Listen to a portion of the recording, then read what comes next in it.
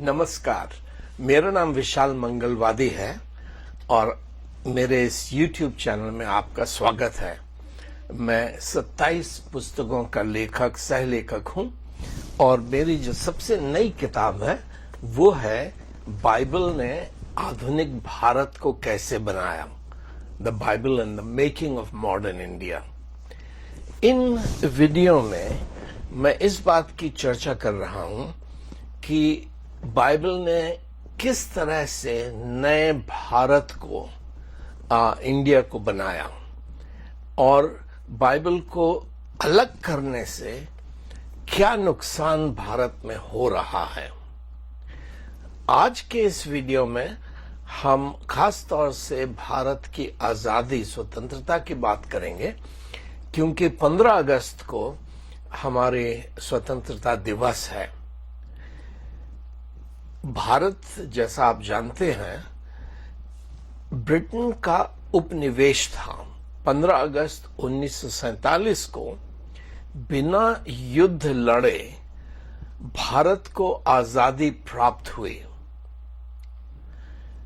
ये कैसे प्राप्त हुई? आमतौर से हम लोग ये सुनते हैं कि महात्मा गांधी ने हमें आजादी दिलाई।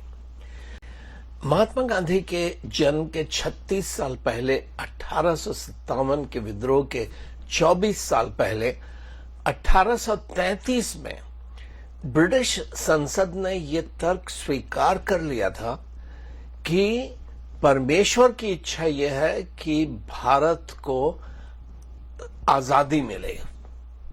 ये तर्क थॉमस बेमिंगटन मैकॉली ने पार्लियामेंट के सामने, संसद के सामने रखा था, क्योंकि उस समय वो संसद के सदस्य थे। वहां से फिर वो बाद में भारत आए हमारी कानून व्यवस्था को बनाने के लिए। उनका बहनोई था चार्ल्स ट्रेवेलियन, जो एक सिविल सर्वेंट के रूप में भारत में आया था।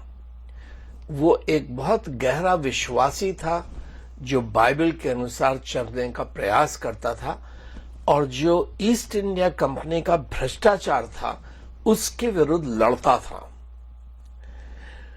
उसने 1838 में एक पुस्तक लिखी on the education of the people of India. Bharat में शिक्षा के, भारतीयों को शिक्षा देने की क्या आवश्यकता है। और उसने बड़ी स्पष्टता के साथ ये लिखा अपनी पुस्तक में कि ये संभव नहीं है कि इंग्लैंड भारत पर, जो इतनी दूर है, हजारों मील दूर है, उसको गुलाम बना के, कॉलोनी बना करके रखे रहे। क्यों? क्योंकि अमेरिका जो उतनी दूर नहीं है, वहां पर 13 कॉलोनीज थी जो 100 साल पहले इंग्लैंड के राज्य के, साम्राज्य के खिलाफ खड़ी हुई और इंग्लैंड को हरा करके उन्होंने विजय प्राप्त की, क्योंकि उन्होंने बाइबल से सीखा था कि परमेश्वर आजादी देने वाला, आजादी चाहने वाला ईश्वर है।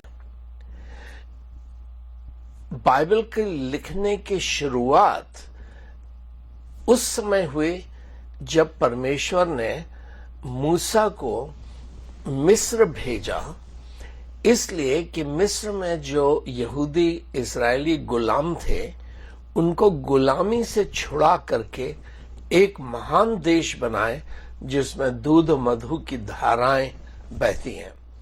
तो ट्रेवेलियन लिखते हैं कि भारत आजाद तो होगा, लेकिन आजाद होने के 2 तरीके हैं। एक तो है युद्ध, कि वो इंग्लैंड से युद्ध लड़े और हमें हराए।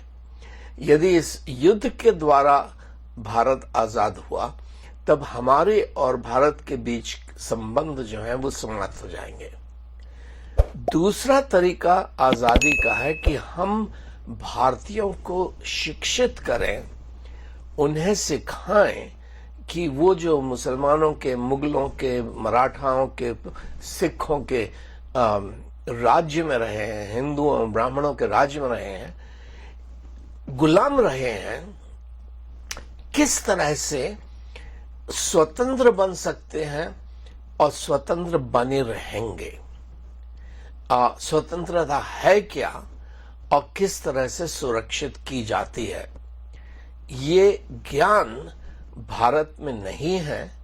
कोई आश्रम, कोई गुरु नहीं सिखा रहा है। तो ये विचार मैकॉली, ट्रेवेलियन जैसे लोगों के दिमाग में कैसे आया कि परमेश्वर की इच्छा है कि हर देश को आजादी मिले और देश के भीतर हर व्यक्ति को आजादी मिले। उनके 300 साल पहले जर्मनी में एक बाइबल विद्वान हुए थे, मार्टिन लूथर। 1520 में एक पुस्तक लिखी थी, ए ट्रीटीज ऑन क्रिश्चियन लिबर्टी, मसीही स्वतंत्रता के बारे में एक विचार, जिसमें उन्होंने ये समझाया था कि बाइबल की बुनियादी शिक्षा है कि परमेश्वर स्वतंत्र है, स्वतंत्रता चाहते हैं और स्वतंत्रता देने के लिए उन्होंने उद्धारकर्ता प्रभु यीशु मसीह को भेजा है। मार्टिन लूथर की ये पुस्तक 1520 में लिखी गई थी। 1532 में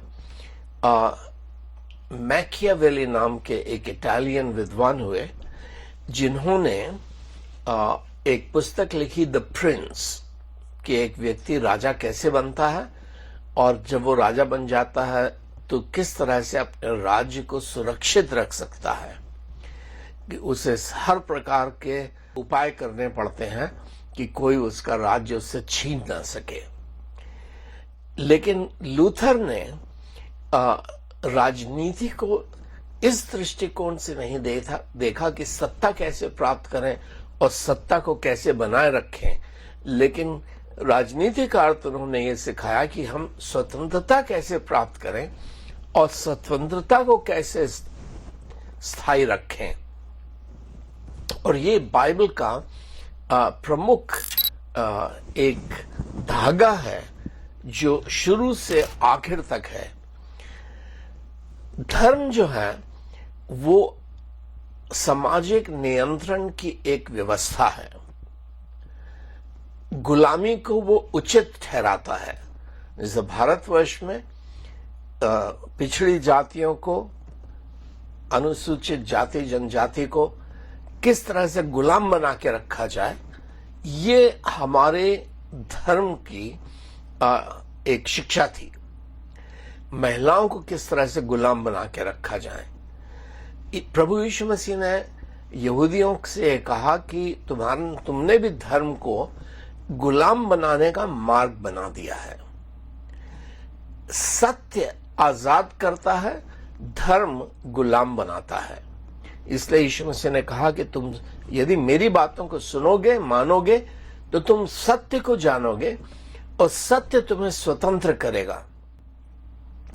मार्टिन लूथर ने जो गलतियों के नाम पत्र लिखा था, उसमें इसी बात को उसने समझाया था कि न सिर्फ यहूदी नेता यहूदियों को गुलाम बनाते हैं, लेकिन बहुत से मसीही नेता हैं, धर्मगुरु हैं, जो मसीहियों को गुलाम बनाना चाहते हैं और इसलिए उनका खतना कराना चाहते हैं। ना ट्रेवेलियन ने, मैकॉली के बहनोई ने यह समझाया कि सत्य की शिक्षा भारत को देना जरूरी है, बाइबल पढ़ाना जरूरी है, ताकि भारत के लोग स्वतंत्रता को समझ सकें। इसीलिए उन लोगों के प्रयास के कारण 1857 के विद्रोह के पहले अंग्रेजों ने कलकत्ता, मद्रास और बंबई में 3 विश्वविद्यालय बनाए कि हम लोग आजादी ज्ञान प्राप्त कर सकें कि किस तरह से हम आजाद हो सकते हैं और आजादी को कायम कर सकते हैं। ये काम यूनिवर्सिटी बनाना कभी किसी हिंदू आश्रम ने, ब्राह्मण ने, गुरु ने नहीं किया। इसी बात को लॉर्ड मैकॉले ने, जो 1833 में उन्होंने पार्लियामेंट के सामने भाषण दिया था, उसमें उन्होंने ये कहा था कि हमने भारत को गुलाम बना लिया है अपनी सेना की शक्ति से। भारत को आजाद करना ये हमारी ज्यादा बड़ी महिमा का कारण बन सकता है। उनको गुलाम बना करके हम रखे रहें, ये ईश्वर की इच्छा नहीं है। उनको गुलामी से स्वतंत्र बनाने का ज्ञान देना, ये राष्ट्र की समृद्धि का आधार है। इंग्लैंड का सम्मान इसी बात से होगा कि यदि हम भारत को उस अंधकार से छुड़ा सके, अज्ञानता के, अंधविश्वास के अधिकार से जिसमें वो फंसा हुआ है।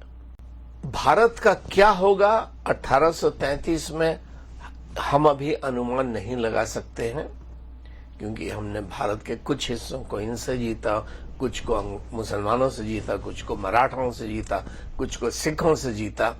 हम इसके भविष्य को नहीं जानते। लेकिन जो योजनाएं हम भारत के लिए बनाएंगे, हो सकता है कि ऐसी परिस्थितियां आ जाएं जिसके कारण वो योजनाएं असफल हों।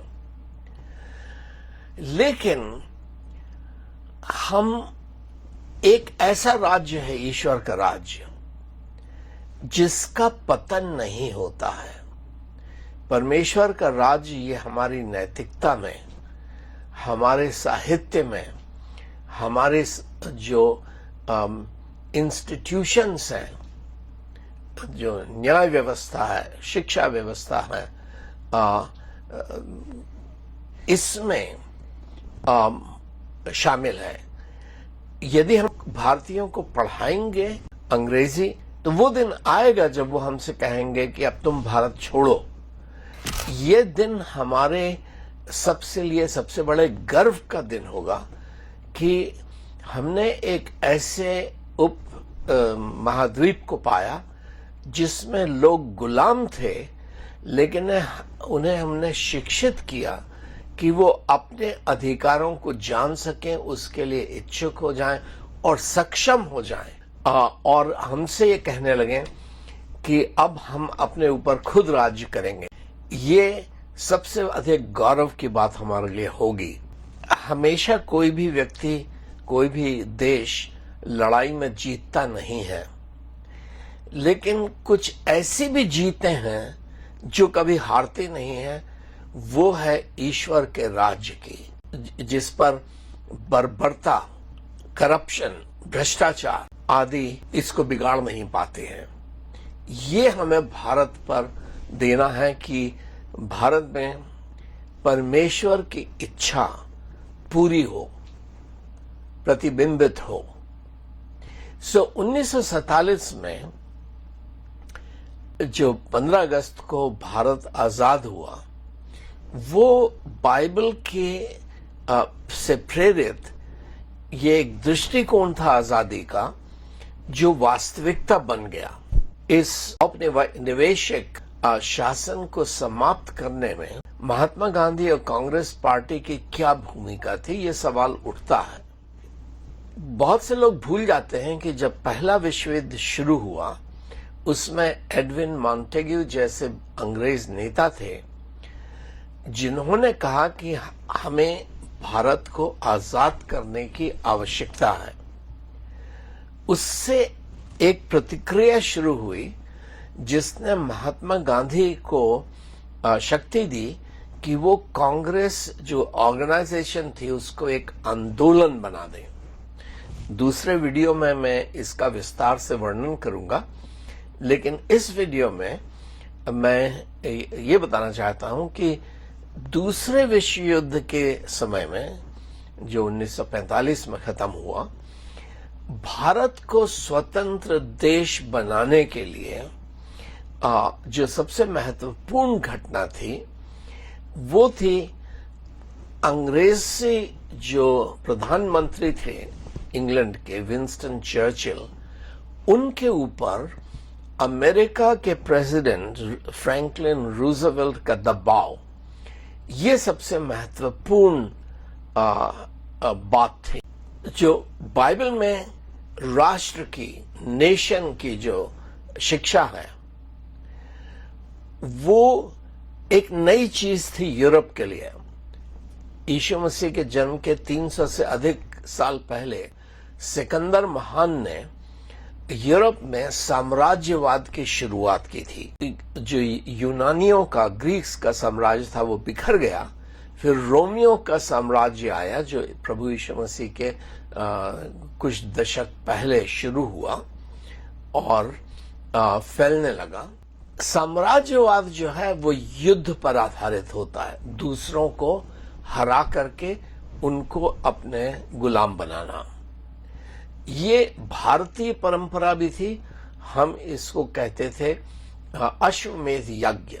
एक राजा दूसरे राजाओं के गांव और शहरों पर हमला करता है और उन्हें अपना गुलाम बनाता है कि अब तुम मुझे टैक्स दोगे, उस राजा को टैक्स नहीं दोगे क्योंकि मैं बड़ा हूं। तो ये उपनिवेशवाद है। हर राज्य की अपनी सीमाएं हैं जिनका आदर करने की आवश्यकता है और अपने पड़ोसी के जमीन का, संपत्ति का, टैक्स का लालच नहीं करना है। ये शिक्षा बाइबल ने फैलाई थी। तो ये यूरोप ने स्वीकार की बाइबल की यह शिक्षा सिर्फ 1648 में, 1618 से लेके 1648 तक जो एक धार्मिक आंदोलन शुरू हुआ था कि हम धर्म के आधार पर नहीं जिएंगे, सत्य के आधार पर जिएंगे, जिसको रेफर्मेशन कहते हैं, प्रोटेस्टेंट आंदोलन कहते हैं। यह आंदोलन शुरू हुआ और इस आंदोलन ने जो उस समय होली रोमन एम्पायर था उसको चैलेंज किया।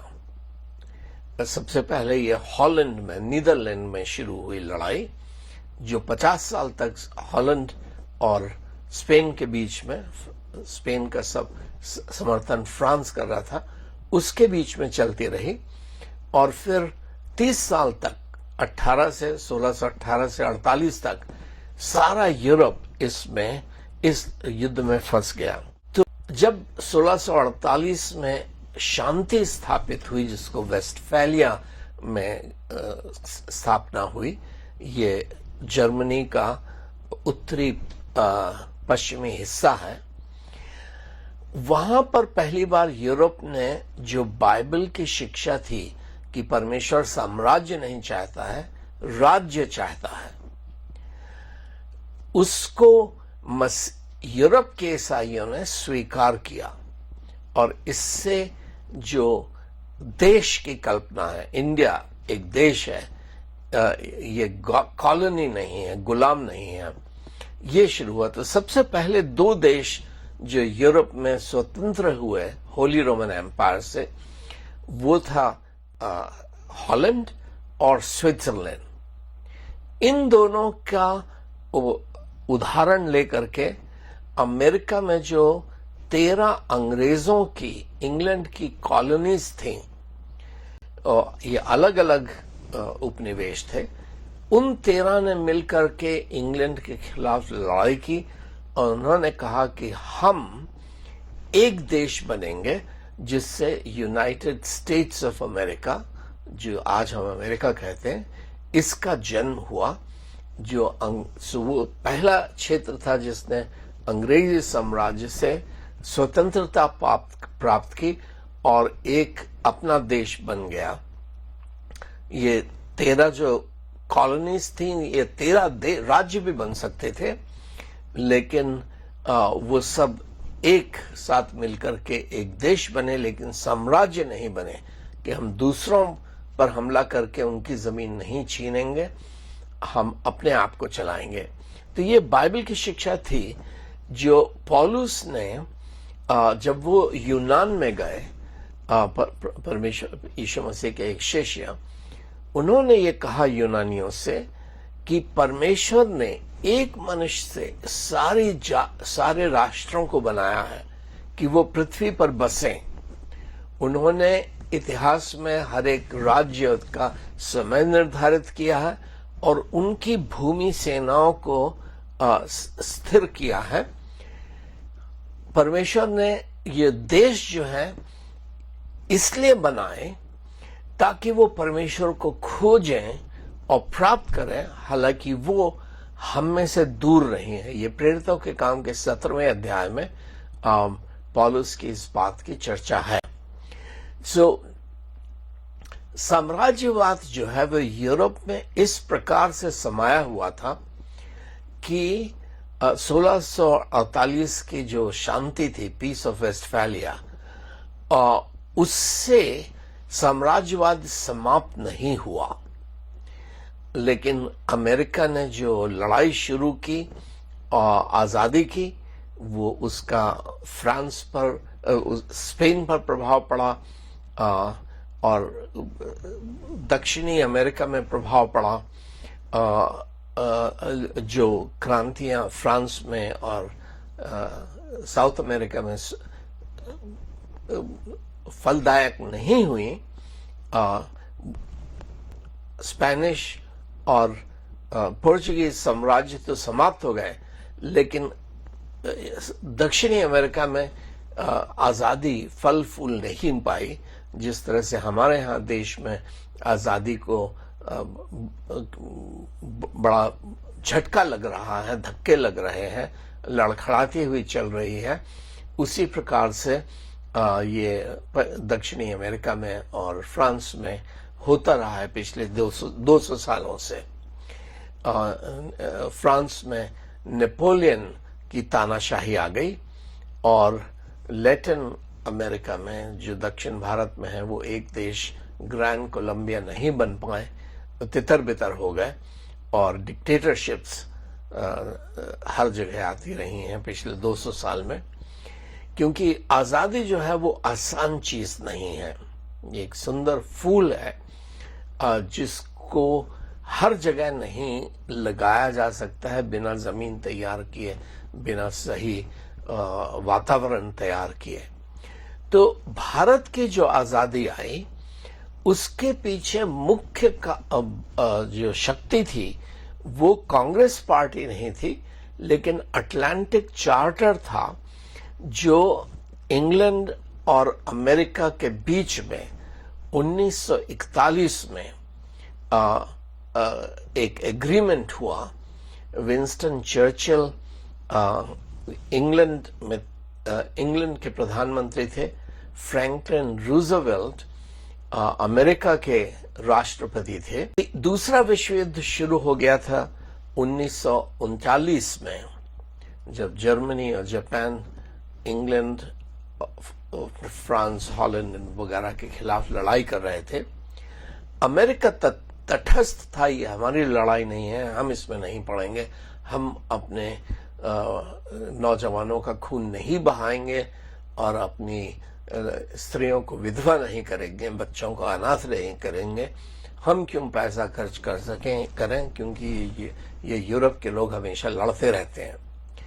लेकिन चर्चिल बहुत विनती कर रहे थे रूजवेल्ट से कि आप इस लड़ाई में हमारा साथ दें और हिटलर को, जर्मनी को, फैशिज्म को समाप्त करने में और जापान से हमको बचाने में आप अपनी पूरी सहायता हमें दें, नहीं तो हम गुलाम बन जाएंगे।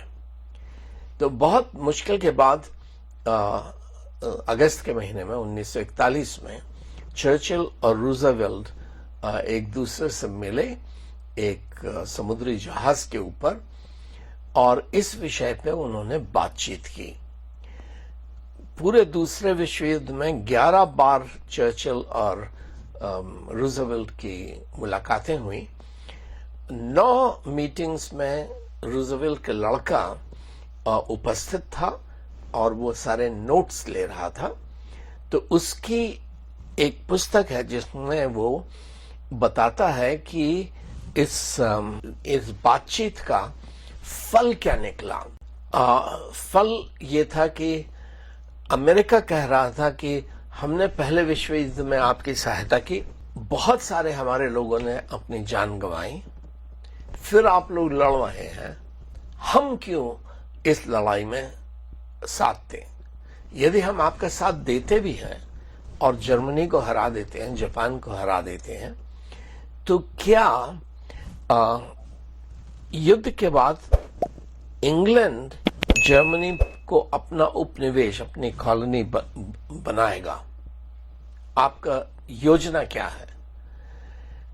आप में और हिटलर में अंतर क्या है? हिटलर ने तो अभी शुरू किया दूसरे देशों पे कब्जा करना, आप तो 150 सालों से देशों पे कब्जा किए हुए हैं। दुनिया, 1/3 दुनिया पे आप राज कर रहे हैं। और यदि हमारी मदद से आपने जर्मनी और जापान को भी हरा दिया, तो मुसीबत ये होगी कि आप सारी दुनिया के जो व्यापार है उसको कंट्रोल करेंगे। हम भारत से कुछ खरीदना चाहते हैं, चीन से कुछ खरीदना चाहते हैं, तो हमें आपके माध्यम से खरीदना पड़ेगा, क्योंकि आपका वहां राज्य है। तो यदि आप चाहते हैं कि हम आपकी मदद करें कि आप जर्मनी को हरा सकें और इस लड़ाई को जीत सकें और गुलाम न बने जर्मनी के, तो आपको सारे देशों को स्वतंत्र करना पड़ेगा जिनको आपने उपनिवेश या कॉलोनीज बना करके रखा है। इस उपनिवेशवाद को समाप्त करना पड़ेगा। ये बहस लंबी हुई। चर्चिल का कहना था कि नहीं, मैं कैसे तय कर सकता हूं कि हम भारत को आजादी देंगे, दूसरे देशों को, श्रीलंका को, इन सबको आजादी देंगे। इससे तो अंग्रेजी जो अर्थव्यवस्था है समाप्त हो जाएगी। आज जो हमारा मुनाफा होता है इस अंतर्राष्ट्रीय व्यापार से, वो समाप्त हो जाएगा। तो रूजवेल्ट का कहना था कि उसको समाप्त होने की आवश्यकता है, नैतिक आवश्यकता है। यदि हम सीधे भारत से कुछ सामान खरीदते हैं, चीन से कुछ सामान खरीदते हैं, तो उन देशों का लाभ होगा। उन देशों में जो लोग मेहनत कर रहे हैं, श्रम कर रहे हैं, उनका लाभ होगा। और हमको एक ऐसी व्यवस्था बनानी है जो परमेश्वर की इच्छा है कि सब देश आजाद हो और देशों के भीतर हर व्यक्ति आजाद हो। चर्चिल को मालूम था कि बिना अमेरिका के मदद के वो जर्मनी से नहीं जीत पाएंगे, जापान से नहीं जीत पाएंगे। तो हालांकि चर्चिल बहुत बड़े नेता थे, दुनिया के सबसे बड़े साम्राज्य के प्रमुख थे। अमेरिका उस समय एक छोटा सा देश था और उसकी कोई खास पहचान नहीं थी, लेकिन चर्चिल ये जानते थे कि बिना अमेरिकन सपोर्ट के वो युद्ध हार जाएंगे और खुद गुलाम बन जाएंगे। इसलिए बहस हुई, और भारत के ऊपर खास तौर से बहस, क्योंकि भारत एक महत्वपूर्ण देश था जिसको अंग्रेजों ने अपनी कॉलोनी बना रखा था। और फ्रैंकलिन रूजवेल्ट के दबाव के कारण अटलांटिक चार्टर नाम का एक समझौता हुआ, जिसमें यह निर्णय हुआ कि दूसरे विश्व युद्ध के समाप्त होने के बाद इंग्लैंड, हॉलैंड, फ्रांस वगैरह सारे अपनी कॉलोनीज को अफ्रीका में, एशिया में आजादी देंगे। जो दक्षिण अमेरिका में कॉलोनीज थी, स्पेन और पोर्चुगल की, वो तो ऑलरेडी स्वतंत्र हो चुकी थी। हालांकि भीतरी स्वतंत्रता नहीं थी, लेकिन साम्राज्यवाद समाप्त हो चुका था। सो इस मजबूरी के कारण कि यदि हमें अमेरिका का सपोर्ट चाहिए, तो अमेरिका जो नैतिकता की बात कर रहा है, जो बाइबल पर आधारित है कि परमेश्वर गुलामी नहीं चाहता है, आजादी चाहते हैं, इसीलिए परमेश्वर ने मूसा को मिस्र में भेजा था। विंस्टन चर्चिल ने इस दबाव में, अमेरिका के दबाव में यह स्वीकार किया कि ठीक है, युद्ध खत्म होने के बाद हम अपने सारे इस कॉलोनियलिज्म को समाप्त करेंगे, उपनिवेशवाद को समाप्त करेंगे, हर कॉलोनी को आजादी देंगे। तो इस अटलांटिक चार्टर के एक साल के बाद 1942 में महात्मा गांधी ने नारा दिया, आंदोलन शुरू किया, एक अहिंसात्मक आंदोलन, क्विट इंडिया, भारत छोड़ो आंदोलन। बहुत से लोग, कांग्रेसी लोग ये कहते हैं कि उस आंदोलन के कारण अंग्रेज जो थे वो भारत छोड़कर चले गए।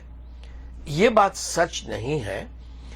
महात्मा गांधी ने आंदोलन तो शुरू किया था, उस आंदोलन के कारण गांधी, नेहरू, पटेल वगैरह सब जेल में बंद भी हुए थे, लेकिन वो आंदोलन जो था वो सुभाष चंद्र बोस के खिलाफ था, अंग्रेजों के खिलाफ नहीं था। सुभाष चंद्र बोस कह रहे थे कि सिर्फ हिंसा के माध्यम से, युद्ध के माध्यम से हम आजादी प्राप्त कर सकते हैं। गांधी जी कह रहे थे नहीं, युद्ध की कोई जरूरत नहीं है, अंग्रेज तो पहले ही तय कर चुके हैं कि हमें भारत को आजाद करना है, हमें सिर्फ मांग करनी है कि यदि आपने अटलांटिक चार्टर में यह स्वीकार कर लिया है कि हर उपनिवेश को, हर कॉलोनी को आप सेल्फ डिटर्मिनेशन की, कि अपने भविष्य का निर्णय आप खुद करें, यदि ये स्वतंत्रता आप दे रहे हैं तो हमारा मांग ये है कि आप जाइए और हम अपना राज्य खुद चलाएंगे।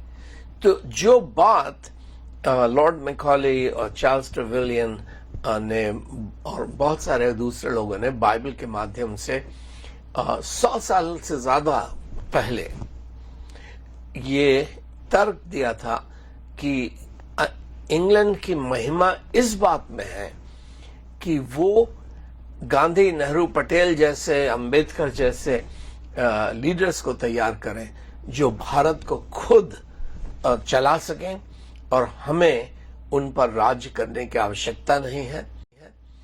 हम धन कमाएंगे लेकिन व्यापार के माध्यम से, दिमाग के माध्यम से, राजनीतिक शक्ति और मिलिट्री शक्ति के माध्यम से नहीं चलाएंगे। ये बात कांग्रेस के जो इतिहासकार हैं वो भारत में नहीं बताते हैं कि भारत की आजादी का मूल कारण बाइबल थी, जिसको फ्रैंकलिन रूजवेल्ट ने विंस्टन चर्चिल के ऊपर दबाव डाल करके कहा कि आपको जो नैतिक रीति से सही बात है, भारत को आजाद करना, ये करना पड़ेगा। जो ये बात कि अमेरिका ने, जो उस समय एक मसीही पूंजीवादी देश था, उसने भारत को आजाद कराया, ये बात जो हिंदुत्व के इतिहासकार हैं उनको स्वीकार करना बहुत कठिन लगता है। तो वो सुभाष चंद्र बोस की तारीफ करते हैं, मंगल पांडे की तारीफ करते हैं, जिसके बारे में हम लोग दूसरे वीडियो में बात करेंगे।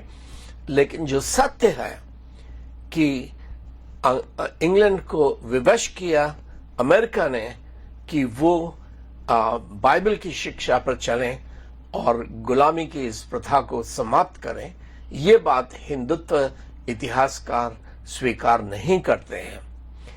तो जब 1947 में भारत आजाद हुआ, उसी समय से और उसके पहले ही से इंग्लैंड ने बहुत सारे देशों को आजादी देना शुरू कर दी थी। Canada, Australia, New Zealand, south Africa को पहले ही आजादी मिल गई थी भारत के, और भारत के साथ साथ जो दूसरे उपनिवेश थे, कॉलोनीज थी, केन्या, युगांडा, मेडागास्कर वगैरह वगैरह, इन सबको भी अंग्रेजों ने आजादी दी। ये बाइबल की शिक्षा थी, जिस पर मैं किसी दूसरे वीडियो में बाइबल की शिक्षा आजादी के बारे में क्या है उसको बाइबल स्टडी करूंगा आपके साथ। आज इतिहास पे ज्यादा चर्चा मैंने की है, और हमको यदि अपनी आजादी को बचा करके रखना है तो सही इतिहास को जानना है और क्यों आजादी स्वतंत्रता एक नैतिक सिद्धांत है और किस नैतिकता के आधार पर यह चलती है इसको समझना है। यदि आपको ये वीडियो अच्छा लगा तो मैं धन्यवाद देता हूं कि आपने अंत तक सुना। कृपया इसको दूसरों के साथ शेयर कीजिए और इसके मेरे YouTube चैनल के सदस्य बनिए। साथ ही यदि आप मदद कर सकते हैं इस प्रकार के वीडियो बनाने में तो हमारी आर्थिक सहायता भी करें। परमेश्वर आपको आशीष दें, परमेश्वर भारतवर्ष को आशीष दें।